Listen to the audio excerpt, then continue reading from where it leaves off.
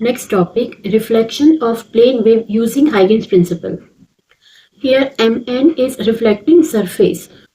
AB is incident wavefront जो इस Mn surface के ऊपर स्ट्राइक कर रहा है.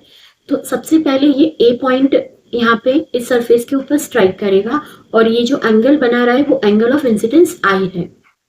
यहाँ से देखो इस B पॉइंट को यहाँ पे सरफेस पर के लिए कितना डिस्टेंस ट्रेवल करना पड़ेगा. It is velocity in this medium multiply by time, so it is v tau. Okay, अब देखो ये पॉइंट जो है वो एक सेकेंडरी सोर्स की तरह बिहेव करेगा और अपने आप में से सेकेंडरी वेवलेट्स एमिट करेगा. अगर यहाँ पे मैं एक v टाउ रेडियस का एक स्फीयर बनाऊं तो मुझे एक स्फीयर मिलेगा.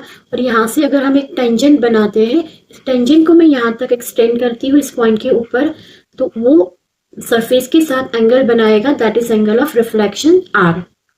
तो यहाँ से ये जो है EC, ये मुझे एक रिफ्लेक्टेड वेव फ्रंट मिला.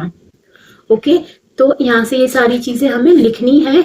अब देखो ये जो है AE वो क्या है, इस पॉइंट A के ऊपर इस टेंजेंट के ऊपर एक परपेंडिकुलर लाइन है, तो ये वाला एंगल 90 होगा और ये एंगल तो 90 होता ही है. ठीक है, तो अभी देखो इस ट्रायंगल AEC और ट्रायंगल ABC, इसमें एंगल E और B 90 डिग्री है. इसमें AC क्या है, कॉमन है, दोनों में सेम रहेगा. और हमने देखा कि ये BC और AE दोनों सेम डिस्टेंस है, v टाउ. ठीक है, तो अगर ट्रायंगल में तीन चीजें इक्वल है तो हम कह सकते हैं कि भाई एंगल A और एंगल C भी सेम होगा. That is nothing but angle I is going to be equal to R angle of reflection. So I is equal to R.